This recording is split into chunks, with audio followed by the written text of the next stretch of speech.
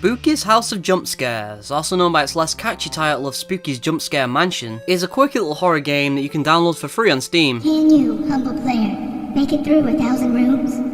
Can you find what lies at the end? You play as an amateur historian who is trapped in a seemingly endless mansion by the titular Spooky, an incredibly cute yet sinister ghost girl. That is not a ghost, that is a ghoul.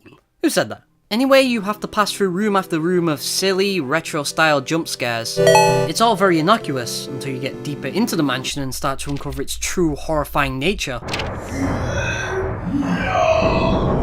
I did quite enjoy its initial goofy facade. It's almost as if it was designed so you can fool people into believing it's a kid's game. I like to call this the Madoka Magica ruse. The gameplay is incredibly simple. It's first person and you run with the shift key and open doors with the enter key. And yes, that is a Dark Souls stamina bar you have to manage in the top left there. It's mainly for when you sprint, which you will be doing often. It's a slow build, with the early parts of the game being just you looking around at your own pace. There's a repetitious pattern to the rooms, and you'll later have to use this knowledge to quickly escape with your life.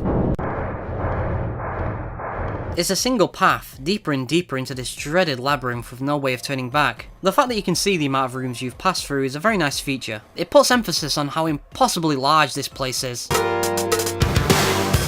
What is this place? In the true spirit of survival horror, loss of progress is a very real danger. You'll be given a save point every 50 rooms, but after a while, even this isn't a guarantee. You start to nervously hope that the save point is just in the next room, especially when you're being pursued by God knows what. I really did love the idea behind this game. It's an interesting blend of horror and comedy, but unfortunately I don't think it worked very well. The retro style of the graphics works for the comedic stuff, but fails at conveying any true sense of horror. It's panicky, I will give it that, but it's hard to consider it scary. Once you realise you're being pursued, it becomes a matter of running through doors as quickly as possible. Any kind of mistakes, such as forgetting a certain room's layout, will lead to your death. Fair enough, I could probably get into this, if not for the abysmal controls. It's a frustrating game to play because you're not scared of being killed, you're scared of being killed because of awkward controls. Your character will come to a dead stop if they so much as brush against a wall, and they'll sometimes refuse to move forward when you enter a new room. I'm pushing on the forward key here, but you'll notice that I'm stood still for a second. An inexcusable glitch for a game built around moving forward. The gameplay just sucks. It's not fun, it's annoying, and it's what I found myself struggling with through most of the game. The enemies were a minor annoyance, if anything. This also has every indie horror game cliche in the book. You find self-aware, unfunny notes along the way, and you run into the SCP containment breach monster. It's as broken here as it was in that game. You have to keep your eyes on it while moving, but you don't know where it is most of the time. It even gets caught in walls, so you will be killed by this thing. It's complete luck if you manage to survive. It's also ripped straight from Majora's Mask, which I'm sure many of us have pointed out.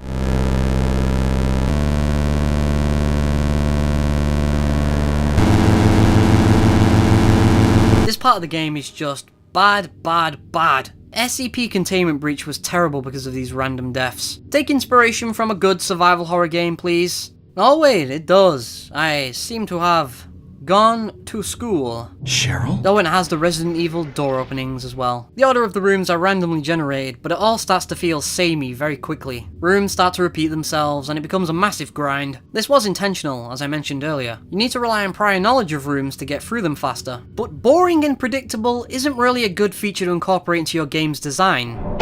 It's too bad because I really do like this idea on paper. A haunted house with a randomly generated layout. Sounds awesome. If the game had a bigger budget, this really could have made for something special. The game just kind of runs out of ideas after a while and resorts to cheap tactics to up the difficulty, such as obscuring your vision. Ooh, this place is spooky. As I said earlier, I do like the comedic elements. The random bits with Spooky are incredibly fun, as is some of the weird artwork you can find on the walls. I love this scene here when the game pulls the classic look behind you. I'm not going to spoil what happens, you can find out yourself. But seriously, are there any words more terrifying than look behind you? Spooky's mansion has a unique aesthetic and idea, but it hasn't been executed well enough. The monsters that we're meant to be scared of are just laughably awful looking. It tries to be both scary and funny and only really succeeds at the latter. And even in this department the game started to grate on me. Doing the jump scares, ironically, does not make them good or any less annoying, okay? Stop that! But then again, it is in the title of the game, so I only have myself to blame. If you like this kind of tongue-in-cheek style, then this might be your thing. Horror games these days just feel cynically designed, like they were meant to be played by Twitch streamers or something. Too spooky for me, man. Too spooky for me, I'm pissing my pants here. You might have noticed that I'm not a huge fan of modern horror games. Perhaps I'm being a little too hard on the game I got for free. Nope, it's the only way they'll learn. I've been Snickety, and I urge you to play some good horror games this October. Silent Hill, Amnesia, Eternal Darkness, or maybe even a Resident Evil game if you want to see a blend of comedy and horror done well. What? What is this? Or maybe even Fatal Frame. I'll see you later. Alright, Senzo here. Snickety asked me to do the outro, or the whatever you want to call it. Just letting you know, stay tuned. I might have a little video coming out soon. You know, it's subpar, average GTA video. Probably won't get any views. No, it won't get any views. But yeah, just that's something to look forward to. If you're not interested, you're not interested. Stay safe. Make sure you turn the gas off on the cooker. That's it. See ya.